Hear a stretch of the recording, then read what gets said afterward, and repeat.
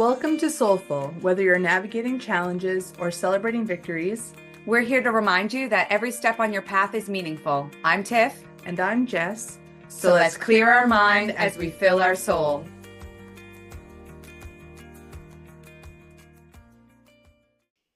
Hey everyone, welcome back to another episode of Soulful. I'm Jess, and always I'm here with Tiff. Hi, guys. Hey Tiff. Yeah, well, I guess let's in soulful fashion, let's start off with the way we normally do, with a little check-in. So Tiff, how's the week been? Anything new, exciting, familiar, the same old? What's going on over there? Yeah, I feel like I've been a broken record here for the last 6 months or 4 months at least. I'm so busy, everything's the same. Well, I am now heading into a season of slow. I'm very Mm, excited. Yeah, I don't know what that looks like for me, but I did sign up for a course on back in the summer. I purchased it because it went on a really good deal, mm, and I just never had the time to get into it. So I'm excited for that time to open up for me. It's to be a polyvagal practitioner. mm, Um, so really good for grounding into trauma work and stuff. So I'm mm. really excited to get into that. It's a self-paced course, but it should Nice. take me about 6 months. So I figured the winter season is a great time to dive back into education. Mm-hmm. So yeah, I'm really looking forward to that. But something else that I'm doing because I'm a crazy person. Mm-hmm. This week I went to Canadian Tire. I went to go look for lights, okay, for my outside of my house. I want those like strip lighting that you can change the colors so you keep them up all Oh, year and you mm, can different seasons you can do whatever you want, right? yeah. They're expensive and I couldn't find exactly what I was looking for, but what I did find was a 6 foot animated Grinch, Okay. which I absolutely did not need to buy. So I didn't buy it, but I got really inspired. And I usually go all out with my Christmas themes. Last year I went with pink and glitter and pizzazz everywhere. I probably even talked about it here I on the podcast, remember I that. think. Yeah. Yeah.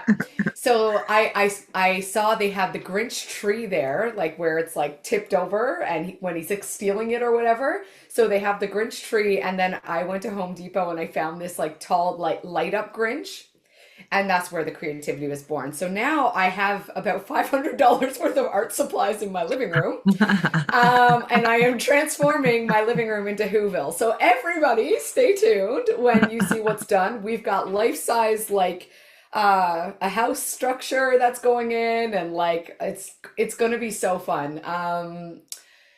Yeah, it's going to be fun. And I'm just That's excited to amazing. do the project and to have the time to do the project because Mm, it's my reward after all of this busyness is to like sit down and get to craft now for the next 6 weeks. So I'm really excited about it. yeah. And yeah, so that's what's new in my neck of the woods. I love that. That's Yeah. awesome. What about you?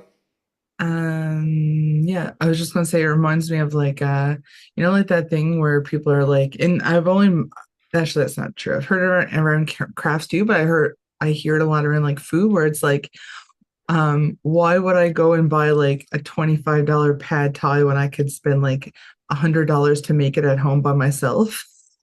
And I just like it's like these like crafts, like why would I buy, like like this the Grinch thing or whatever when I could like buy $500 of craft supplies and like transform my whole living room into like you will. That's amazing. Yeah, amazing, crazy. I mean, you take your pick, but the lady at the craft store seemed very excited about my idea because we had to do some brainstorming together about what kinds of things I needed for structure. And Yeah. yeah, the Grinch itself was $500, and I was like, that's gonna get really annoying. Like right now, I'm laughing hysterically at it telling me I stink and that it's gonna, like all the Grinchy catchphrases or whatever and the Yeah. song. But yeah, if that's going off in my house like 24/7, I think that'd get pretty annoying. That'll get So, annoying. Yeah. yeah. That's funny. And we don't have a Awesome. huge house, so putting a 6 foot Grinch in there just didn't make sense. Well, I look forward to the transformation from your living room into Whoville. Yes, Yeah, we'll me stay too. tuned. Yeah. It starts tomorrow, so yeah, got a lot of work. Oh, that's awesome. I will not be doing any transformations in my house, that's for sure. But I did, yeah, just got back last night from a week away for work in the Northwest Territories. So that was really beautiful. I got to see the Northern Lights while in Oh, there, which actually has been, yeah, on a bucket list of mine for quite some time to see the Northern Lights in the Northwest Territories. oh. We see them here and they are beautiful. And yeah, I'm not sure why they just felt a little bit different there. So yeah, that was really awesome. And then I got to come home and see my puppy who was so excited to see me. So she's been so sucky. She's still just like glued to me. Um, yeah, and I did get home a little bit late last night, so I do apologize for words and intellectually processing thoughts. I'm just going to let everyone know that right away. But yeah, it's been good. We've decided to kind of take the next few months to like do less travel, kind of just like focus on some of like some other important things that are going on in our life. So I'm actually looking forward to slower. My work travel has been slowing down, believe it or not, like from what it was before. So yeah, so I'm just looking forward to actually being home, and there's some things that yeah, we have to get done here, and yeah, other things that we're working towards. So so yeah, I'm looking forward to that part, and still yeah, still I guess lots of things going on, and still feel pretty busy, but um I'm just excited to talk about our topic today because this came from the week that I just had. And so yeah, I was just excited to have that conversation with you. Yeah, me too. Yeah, so I think let's like jump into it then. That feels like I always look for like the right segue, and sometimes there's just not one, and sometimes I'm just gonna say let's just get into it. Let's do it. Um, but yeah, so I guess one of the things that I was reflecting on this week was because I shared a beautiful space with like lots of beautiful people, and it was just a time for lots of reflection and lots of learning for me. And so one of the topics that we talked a lot about this week was resilience. And actually some people don't love that word all the time. And so I just yeah, just acknowledge that. We can call it whatever it is that we, want to call it, but it's the act of being able to, I guess, like move forward or move on and maybe learn. And there's a bunch of things that it's not like yeah, it doesn't have to necessarily mean, I guess, to like do that bouncing back and kind of be the same as it was before, which I think a lot of people who sometimes have the difficulty with that word resilience like believe it that to be. So anyways, I just wanted to like throw that. If the word doesn't fit for anyone listening, then that's okay. Just replace it to whatever makes sense. But yeah, we had this conversation, and one of the questions that was asked was like, what does it take to bend without breaking? And I thought that was a really interesting question. We talked about like the branches, right? As kind of the analogy that we had learned. And how like, yeah, some trees that are big and kind of like maybe they might be taller or maybe shorter, thicker, like a bigger trunk. It could be like thicker branches. Like there's all these things that we talked about. And so, anyway, so we started talking about like, well, what are the things that makes that trunk or the roots of the tree really strong? And so it doesn't break, right? So it can bend really easily, Mm. but not break. And so, anyways, like all of that kind of came up. I was just doing a lot of reflecting on that, especially reflect on my own personal capacity. And I say this a lot that I am really grateful to have a large capacity for a lot of things. Mm. And I'm not sure, I still don't know I guess the why. Like I do put a lot of effort into like taking care of myself in different ways, whether it is, making time to go on a vacation or do something I really like to do, or just taking the moments, I guess, for reflection or gratitude throughout the day. But anyway, so it was just really reflective for me. And so I thought, yeah, like maybe we could talk about resilience today. Yeah. So I guess I'll just ask you first. I do have oh yeah. So like when you hear the word resilience, I guess what is it that like comes up for you, and what does it mean for you, I guess. Hmm. I actually really like the tree analogy, like to be able to bend but not break, you know? Mm. 'Cause yeah, I think what does resiliency mean for me? It's not a word that I am challenged by. Like I don't have a negative association with it in any way. And I think just talking off the cuff here, I Mm. think resilience another word I would replace it with is and just I think this is only part of it, but it's like it's a strength, right? It's like this internal strength. I see it Mm. as like something that we cultivate within ourselves, and I believe we all have the capacity for it. We're all human, Mm. and I think we have the capacity for it.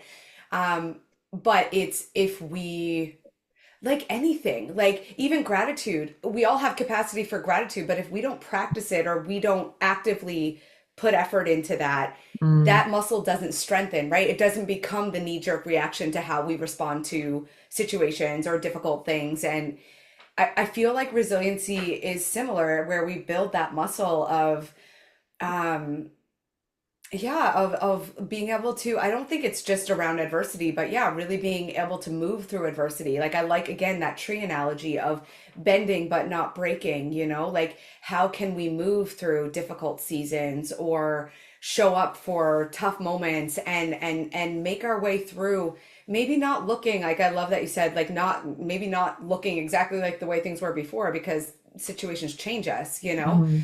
But yeah, being able to make it through and learn something through it. I also think there's a learning component with resiliency as well, Mm. because it helps us cultivate more skills that perhaps we didn't have before. I don't know if that Mm. makes sense, but yeah, when I think about some of my moments that really helped me build resiliency, there was a lot of teaching that I had Mm. to be open to. Yeah. Yeah, so Yeah, true. Yeah, I like yeah, that learning component of of resilience, right, that you mentioned. Um, and I think like one of the things that like kind of came up as you were chatting was like it is like the ability, I guess, to like withstand challenges or like, make it through like usually times of adversity, I suppose, but like not like you mentioned, like not always, right? But yeah. I guess when I think of resilience, I think of recovery. And I mean just like recovery of like anything, right? Like resilience, I think, is a period of recovery in all Mm, parts of it, because I don't think you go through something and then like you have resilience. Like that, I no. don't think that that's like true, right? Like I think it's something that I think that it's something that like you consciously have to put effort and work into. And sometimes I think we do that like maybe subconsciously too. Like we're not really aware of it, but our experiences or whatever has helped like us build that skill or strengthen that muscle. And I love that you mentioned the muscle because a really long time ago, like first when I got into this field actually of mental health and addiction, like that was one of the things that was told to me was to think about resiliency as a muscle, and like if we don't use it, it doesn't become strong. And that was like more of Yeah, a personal thing, not even about the people we're supporting, but like a personal thing, like in supporting those people, right? If you don't yeah. practice or flex your own resiliency, then that muscle is not going to get very strong. And yeah, then you open, I think you're more susceptible to illness, to just yeah, a lot of different things, right? If we don't like yeah, practice resiliency or strengthen that muscle. Yeah. Um, and I think another thing that comes up for me too is that like I think resiliency is not just like I think it has like a lot of different parts to it. So Yeah. like I mean I think about even our bodies, right? Like our bodies have like a physical resilience. And then like emotionally, like I don't know, I think there's a lot of different like ways in that we can be resilient, I suppose. Yeah. I will say when I think of resilience, and I don't know if it's the same for you, but when I think of resilience, I do tend to like go back to like that emotional resilience most of the time, Mm. right? Yeah, I think for me, like emotional, mental, I don't know if we would keep that in the same kind of as the same thing. Because, yeah, the emotions of the stuff, but also the mental hurdles in which come with some of those emotional Hmm. pieces. Yeah. learning how to have a different perspective and like different components that go into help building that resiliency through those moments. So Yeah, that's so yeah, true. I love when you said physical resiliency because I was like, you're right. Like I think about people who've been through really hard traumatic things with their body, physical illness and things like that, and to see the strength that they can cultivate in those moments and bounce Hmm. back from it, like it's Yeah, incredible. yeah, yeah, Yeah. yeah, that's so true. Yeah, and another thing too that like I think a lot of is about this like I guess going from like surviving and thriving. So like I don't know if both are mean resilient. I don't know if you have any like thoughts around that. Like if you're surviving, is that resiliency? If you're thriving, does that show resiliency? Or like is it different? Hmm. Well, I give myself permission to have a different opinion in the future. Yeah. However, I think a lot of resiliency is built in the surviving. Like I think like you said, it's not like you just like wake up and Mhm. it's there.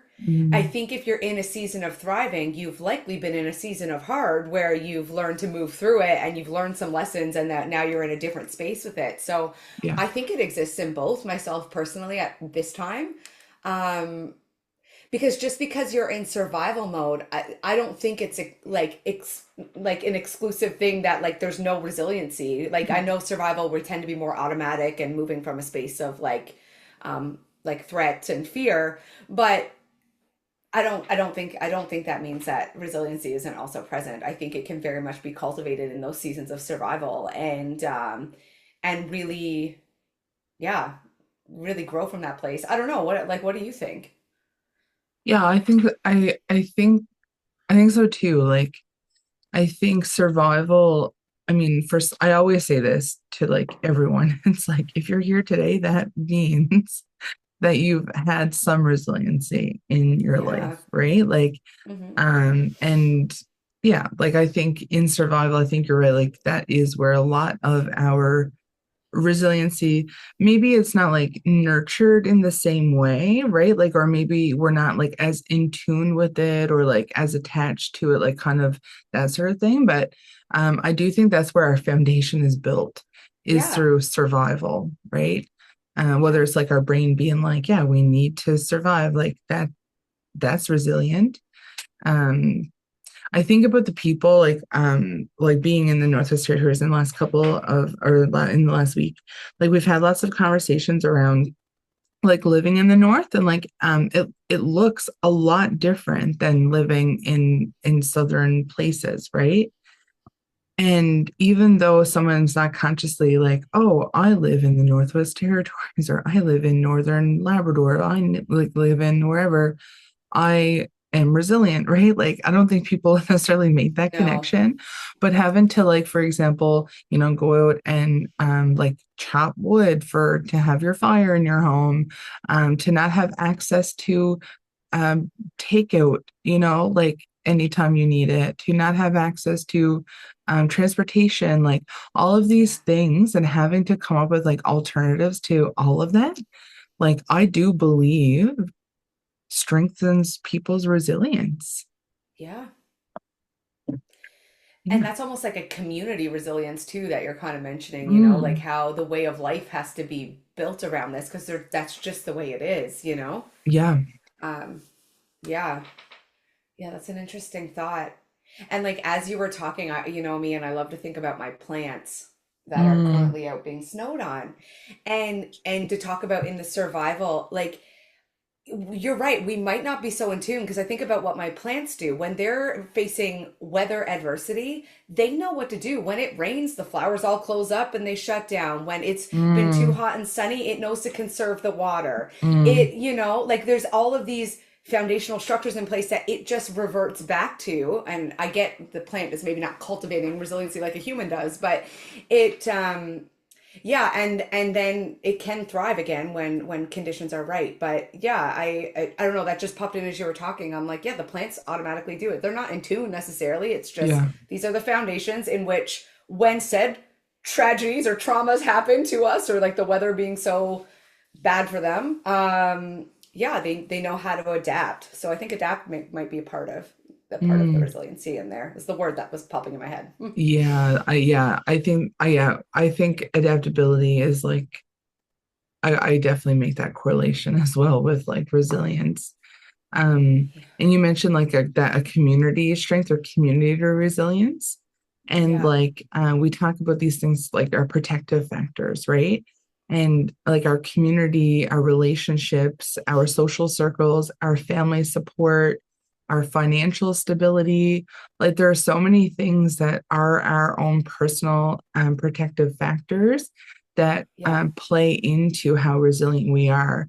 So if I am someone who, maybe like lives alone and who could be isolated, who really struggles, to put food on the table, who doesn't really have any familial connections, whether that's like blood or else, like, um, and yeah, like I think resiliency could be harder for that person to like to flex the muscle, like to build on it, right? Mm. I do think resiliency is built. I'm not saying we can't build it alone. I do believe that. Like, I do believe that people who, yeah, might not have any of those protective factors can always, um, can like develop those factors, right? Or 100%. connect in there for sure. But I do think that those things are important to contributing to our resilience. And also a protective factor is us too, like our self-awareness, our like Yeah. self-esteem, all of that like is also a protective factor. So um yeah. I don't know if you have any thoughts like around like, the protective factors of like and how it contributes, I guess, to our resiliency. Yeah. Well, I like what you were talking about, like someone who might be more isolated, because I've had like working in hospitals, seeing people kind of in the worst space mentally that they've probably been in their lives. Mhm. Not everybody, but a lot of people in acute mental health care. Um, I saw cases of kind of both, where isolated and isolated. Okay, we're taking two populations of people who are isolated.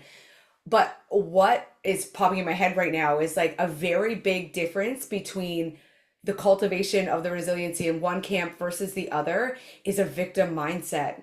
And Mm, and so because some people really dig in and their stories are so incredibly inspiring. I'm not saying that other person doesn't have a great story to tell and all that, but the mhm. person who doesn't necessarily have a lot of those protective factors, but they find this internal strength, this like pillar within themselves that they cultivate and they grow anyway, despite the odds, Yeah. despite that what's not in their favor right now, or that cushion of like stuff that they might have around them to support protective factors. I haven't heard it called that before, but those protective factors in place as much. But then you have the other person who and I'm not blaming said person with the victim mindset, just like how much of an impact that has on their ability to move through things. um there's two very distinct individuals coming in my mind. Obviously, I'm not going to name them or anything like that, but one just like blew me away, and they got uncomfortable with the amount of like acknowledgement I had towards their resiliency, and that was on me, because I was just like, you've been through what, and you're doing what, and you're going Mhm. where, and what is happening, like you need to write a book, like what Yeah. is this? And then and I did see more of the other set of that population, I will say, where there was more of a victim mindset at play. And that's not to say they weren't victims and they didn't go through hard things, because I'm not minimizing that at Mhm. all, but yeah, so that's just what comes up as you were talking about that, like and I don't even think that those two things would be exclusive to people who are in isolation. I think that would play into anybody's journey of resiliency. It's like learning to, maybe not, it's not to say that things that happen to us or the hardships are right per se, Mhm. but there is learning and lessons in there. So when sometimes we can take that, we can move with it, versus staying, feeling a bit stuck in the in the hard stuff. And I've Mhm. been in the victim mindset camp, so I'm talking from an experience of me being there myself. So yeah, it definitely got in the way of me growing. Yeah, for sure. Yeah, and I think that's a good reminder. I think many of us have, have been in that space either for little Yeah. moments, for lots of moments, right? I think that's actually a very natural response to things that we have going Yeah. on. One of the things that did come up when you were talking about kind of like that victim mindset and maybe something that looks a little bit different, um, was like maybe resiliency. Like we know that resiliency looks different, right? So we talked about surviving versus thriving, and maybe the surviving, like that victim mindset, also could be like that could be how resiliency shows up.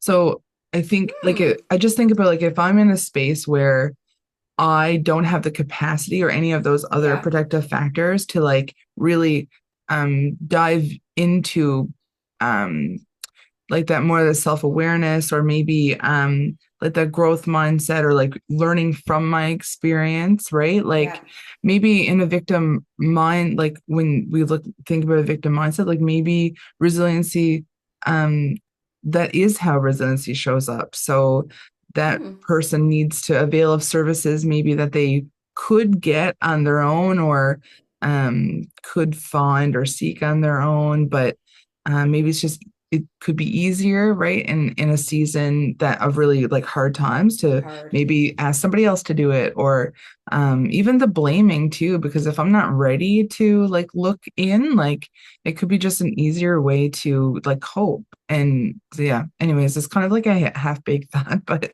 it's something that came up as you were chatting. I was like, I wonder, Yeah. is that how resiliency could show up?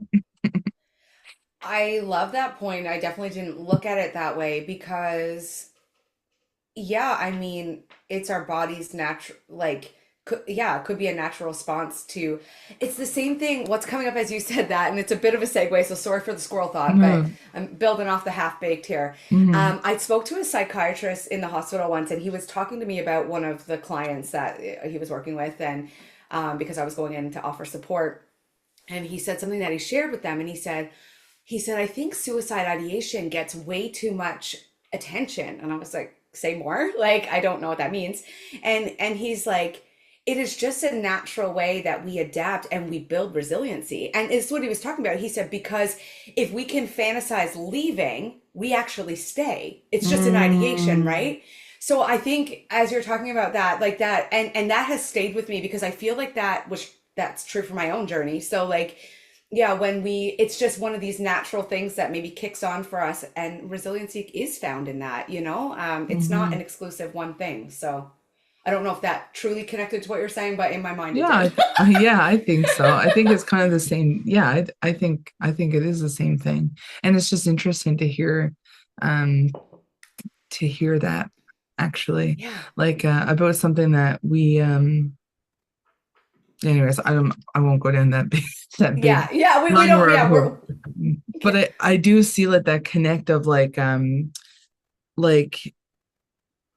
it can show like yeah, I just think it shows up in different way and if it's a natural response like the ideation or whatever, right? Like if it's that's a fantasizing the leaving part is what makes us stay, then I do think that that could be resilient, right? Like I don't know, Yeah. it kind of yeah, I think it's like exactly the same thing, so that's just really interesting.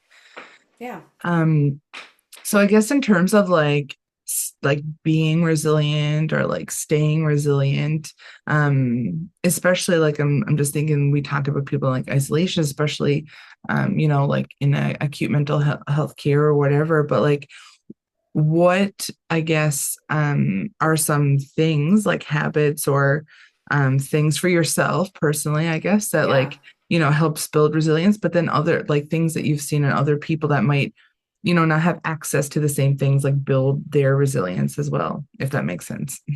Yeah. It does make sense.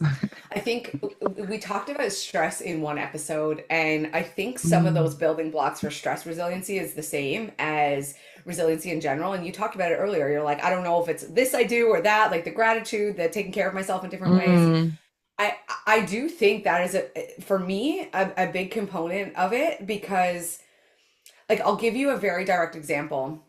I was working, it was a couple of weeks ago now, and I was on a shift, but I was tired and I was run down because I was after being in all of this season.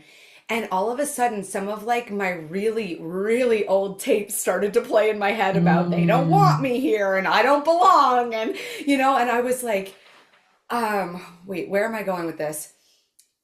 I now can look at that and be like, okay, I could run with this narrative, or I can look at the facts that I haven't like strengthened myself in the ways that I need to. I haven't eaten well, I haven't slept well, I haven't had good connection.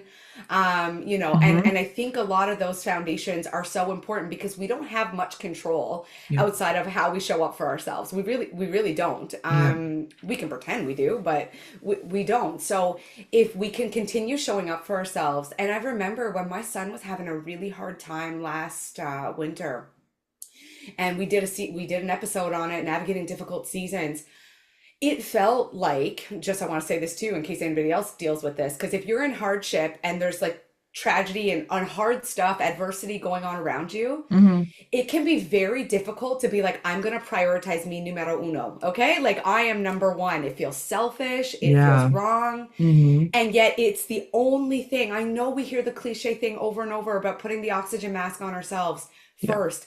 But it is, in my experience, my personal lived experience, it is absolutely mandatory. It's Yeah. what kept me going, is Yeah. giving to myself first, gave me that strength to keep showing up for my kid who needed me, you know? Yeah. Um, so I think I wanted to mention that because I know for me it did feel really selfish, and yet it was the leading thing that I needed for myself was putting myself first. Yeah. I think having connection, something else that I do personally is I just need someone who's going to listen to me vent for maybe a hot minute or two or three, Yeah. because that really helps. It Yeah. gives breath and life to some of the, and I'm talking about resiliency through adversity because that's the main way I'm relating to this topic right now. Yeah. But having that space to be heard and seen and understood, maybe yes or no, I don't know, but heard and seen, it's that really helps me be able to keep going because Mhm. like I'm not alone in it.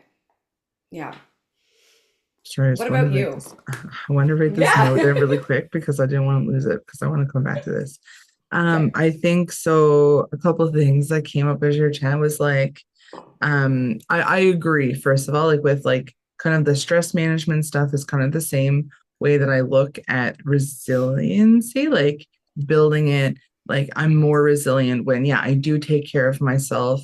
And it's not that like if I have a week of where I'm not doing all the normal things or a day, I don't think I'm less resilient. I just think that it's harder for me to remember my resilience. It's harder for Yeah. me to like reflect on my resilience and to lean on it.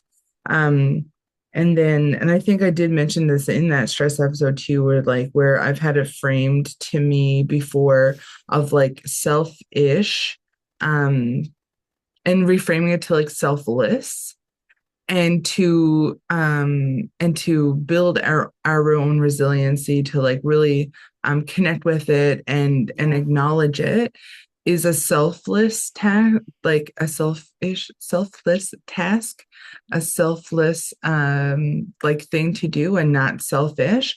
But the thing is I think the things that help build resiliency sometimes if we haven't had supportive people, if we haven't heard that, like it becomes hard to like think that, right? So it's Mm, kind of like what comes first. yeah. And so anyway, so but I do agree with like sleep and nutrition and connection and gratitude and like even like recognizing setting goals and like recognizing achievements and all of those Mm, things. Like I do think that all are things that like habits and routines that I guess have helped me like with my own resilience.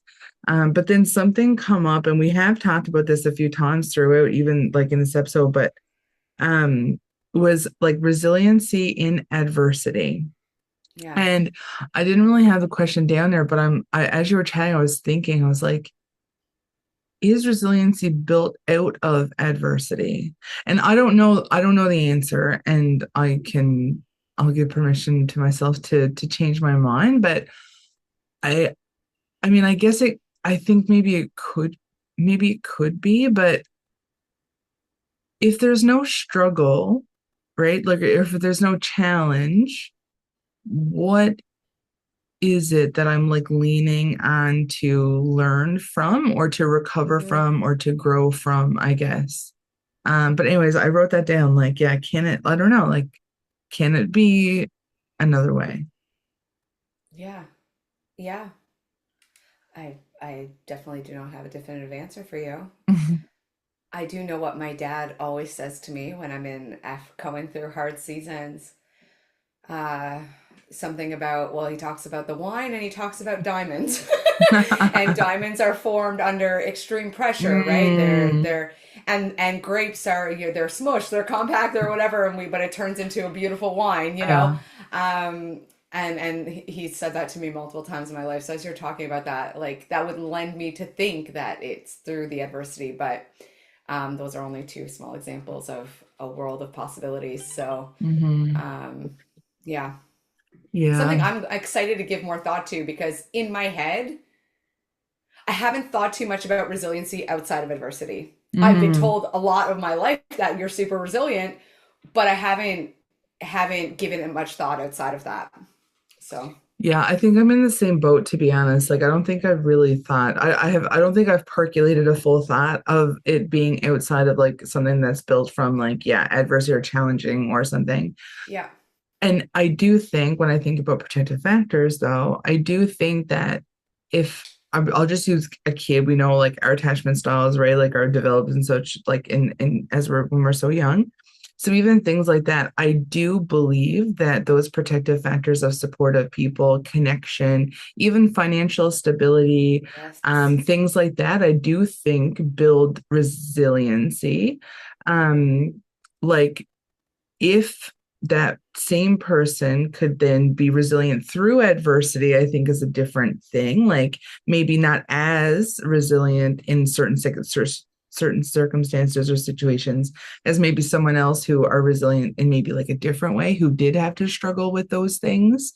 Um, anyways, I don't know. Yeah, I'm on in the same boat. I never thought about it enough.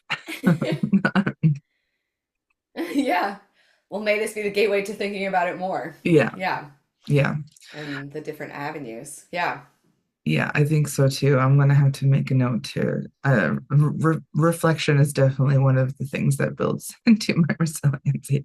This week when we were in training, I was doing a training or like facilitating a training and every time I would come out the next day and I'd be like, oh yeah, I was like thinking about what we did yesterday. And then I would like, regurgitate like the things that we talked about and bring it back. And someone's like, you you think a lot. It's like, I know. And sometimes it's really good, and sometimes it's really bad. So we'll see. But anyways, that I do think that that's one of the things that yeah contributes to my resiliency. But I did want to talk about like toughness and resiliency, right? So like when Yeah. like someone says like, oh yeah, like I'm super tough, or like, oh, you're so tough to get through this. Do you think that it's the same thing? Do you think it's different? Do you have any like kind of thoughts around that? Yeah, I do actually. And I don't think it's the same.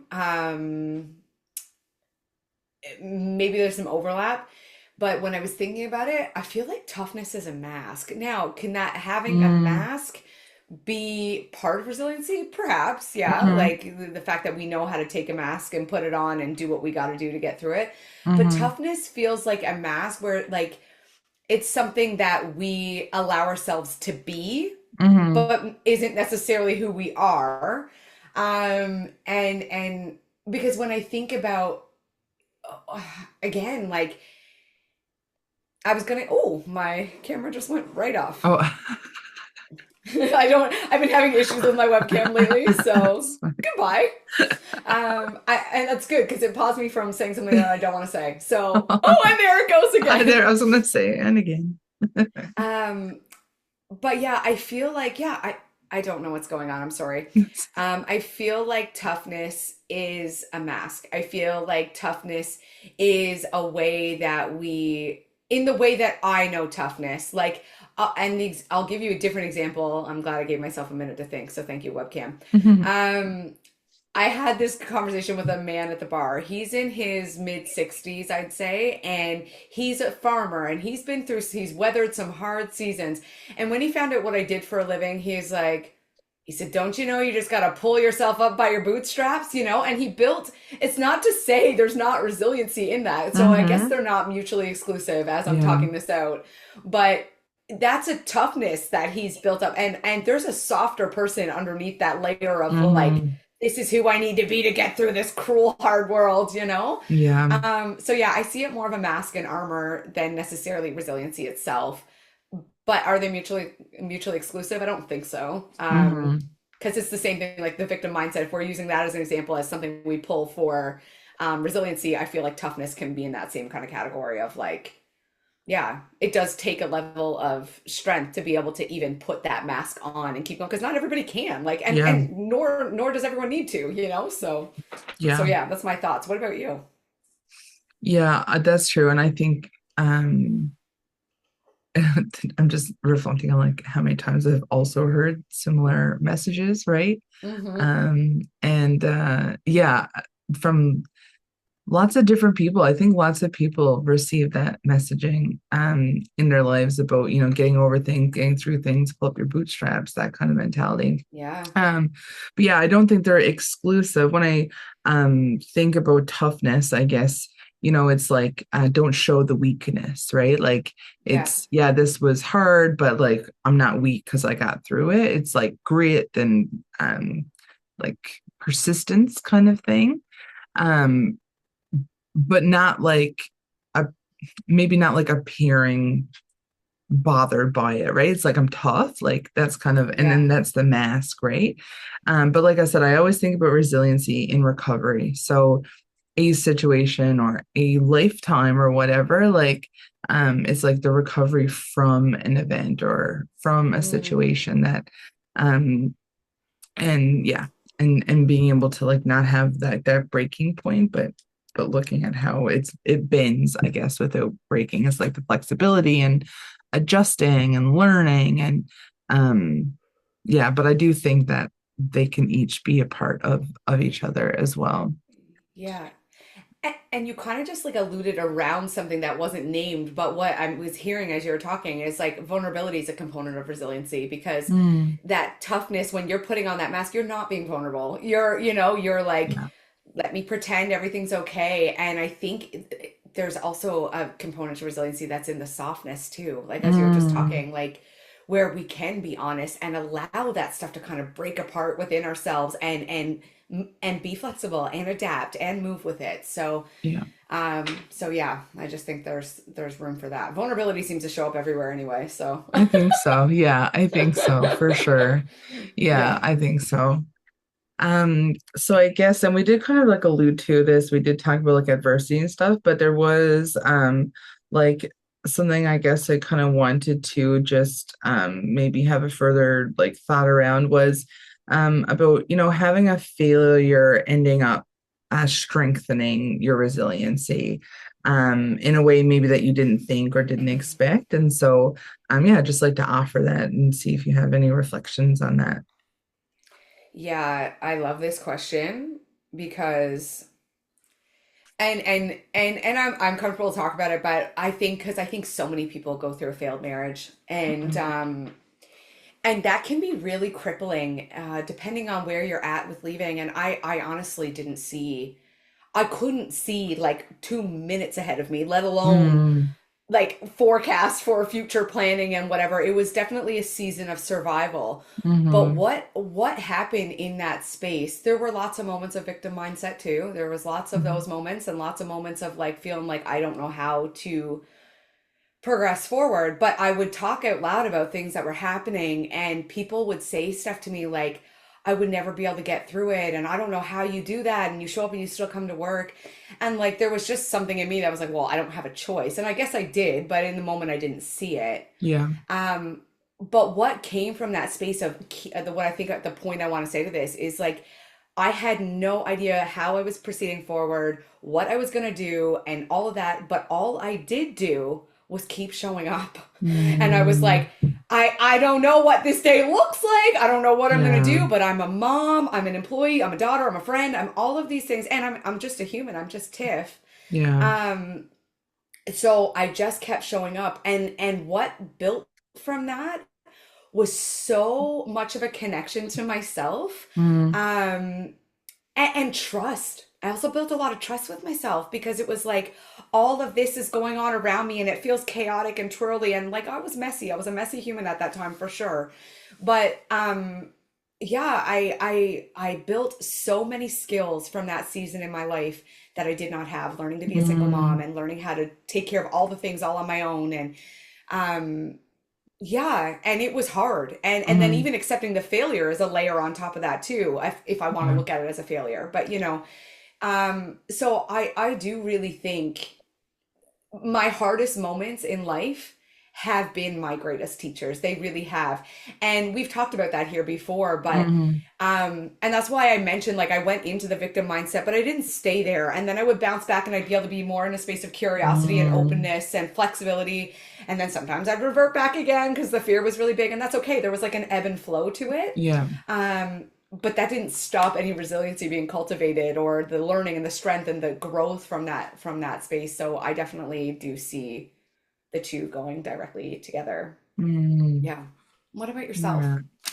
Yeah, thank you for sharing that because I think I do honestly believe that resiliency is also built what we talked about vulnerability, but also relational, right? Like I think my resiliency is built a little more when yeah, I can hear someone acknowledge like something that they went through and gotten through, and that gives me hope. And I do think that hope is a Mm, big part of resiliency. And so, yeah. yeah, just thanks for sharing that.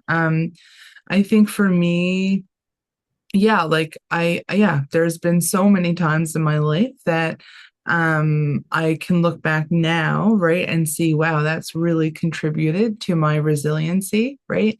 My ability to keep showing up. Yeah. And I don't think I really recognized it at the time. And I certainly didn't do it alone, right? Like there are so many things and people and spaces, whether in the moment when I was going through it or the aftermath that helped me reflect and learn from, right? So Yeah. yeah, I do think that it's been the failed yeah, the failures that have, you know, really built that has really built some resiliency for me, most of resiliency for me. Yeah. Um, and it leads me to think about something that I've thought a lot about. And I think even when I mentioned this topic, you had mentioned it as well. It's about being over resilient, right? Mm, And what that means. And so yeah, it's I anyway, I'm gonna ask you first what you think about over resiliency, what it means to you. Yeah, anything you want to share on that? yeah. I think because that's something I'm going to put in quotes, accused of a lot in my life is that Mm, I am too resilient, and that comes with a judgment on it. Um, I don't have to take that judgment, but you put TOO in front of something, there's mm, judgment. yeah. I think what I personally run the risk of, or what initially comes up for me, is being very dismissive with myself when I'm over resilient. So, Mm, what I mean by that is that I'm not soft and compassionate. What I mean is that I am not showing up for myself and nurturing myself in a way that is what I need. I dismiss myself and I have that mentality, that bootstrap, pull up your bootstrap mentality. And it kicks on this like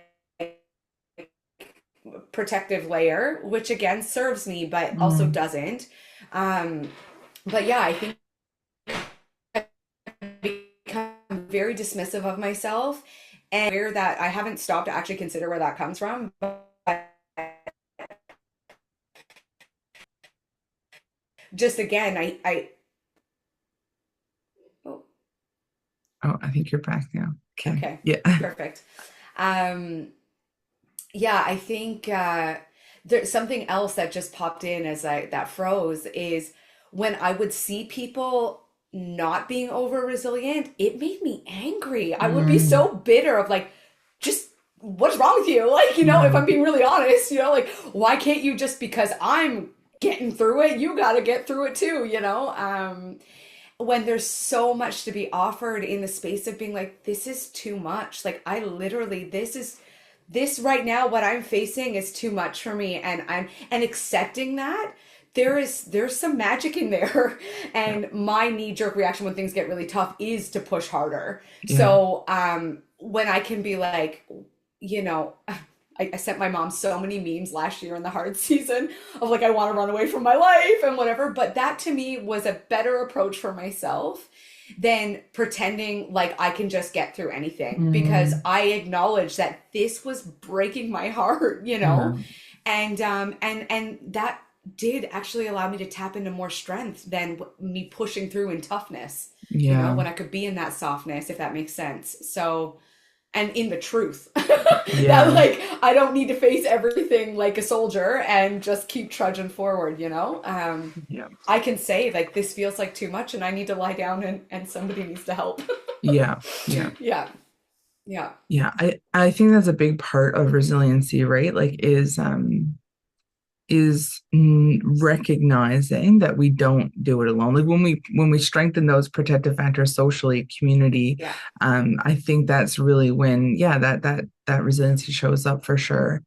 Um, you said dismissive. I think for me, a word that comes up is like avoidance, right? Which is like Mm, the same ish, right? Like, um, yeah, like there was a lot of times when I was very avoidant to the things going on around me. And I don't think that that made me any less resilient. Like I said, it was in those times of adversity that I do think I learned a lot about resiliency and strengthened it for me. But I sure did avoid lots of what was going on, right? yeah. Um, and I even think about, and this kind of goes back to the survival thing, but like if someone stays in, I don't know, like an unhealthy relationship or like a stressful job or like something like these things, right? Like they learn to cope with that. And I think that that is also over resilient as well, right? Yeah, And I don't think over resilient is like a bad or good thing. I think it's just a thing, right? Like yeah, it's just sometimes I think that we get really used to having to, yeah, to keep showing up, and maybe we do have to keep showing up on our own and that sort of thing too. But um yeah, over resilient for me, something that comes up is like avoidance and more so of the head down and getting through it. mm, And then like years later, I think years of doing that, like I really, yeah, paid a price for that. And then ultimately did have to reflect on that recovery piece of resilience and right, what like right. contributes to that. But yeah, in the moment, I mean, it did get me through, right? So Yeah, yeah, so grateful for that. yeah. Um, all right. Well, I think there was one other, maybe a nice thing to end on here. Is if there was one thing that you could share with someone who is maybe going through a hard season or questioning their own resilience, is there something that you would share with them? Mm. I think I've said this before. It might have even been in the stress episode, but like, this is finite. What you are going through is finite, and it Mm, might not feel like that when you're in the midst of it. And you don't have to put a lot of energy and intention into building resiliency when you're in the hardship. Absolutely not. Just mhm. like you can, but you have the doesn't have to be one more thing that you've got to do when you're already having a hard time, But like hard times, they always end. They do, and I think something I wish I had learned young. I had this like such idealistic view of the world, but something I wish I had learned younger is that like life is hard. It's also Mhm. fun, it's also easy, it's also magical, Yeah. but there are seasons of hard and it doesn't mean we're doing anything wrong. So like it's going to end. You will get through it no matter what it is. You are going to like if you choose to Yeah. move to the other side of it. It's gonna end. I want to rephrase that because I know some people have been through some hard stuff that, but it will end. The hard times will end and sun will shine again. And whatever you need to do to make it through to this the sun, I think is protective and right for yourself. So yeah. Yeah. Nice. I like that. Yeah. Yeah, I similarly just reminders around that resilience doesn't mean not struggling, right? So Yeah. even if you are struggling, doesn't mean that you're not resilient. For feeling worn down, it doesn't mean that, you failed. I think it proves resilience in a way because we still show up, right? We're still trying, we Yeah. still care, we're still wanting to move forward. And I will say that I think sometimes the most resilient thing that I could do, and I'm not saying this is true for everyone, but it was to ask for help and to take that Yeah. break. And then, yeah, just saying, yeah, I'm tired, right? Yeah. Because yeah, I think healing and adapting is actually just as powerful as that pushing through, that toughness, that grit. So Yeah. yeah, so just those reminders as well. Mm-hmm. Love that. All right, well, yeah, it's been a another soulful kind of conversation. And yeah, I hope folks who are listening have been able to take something that resonates with you. And yeah, we hope to see, or I guess see and or listen. You'll listen to us next time. Don't forget to share and subscribe and like all the things if you feel so inclined to do so. And until next time, stay soulful, everyone.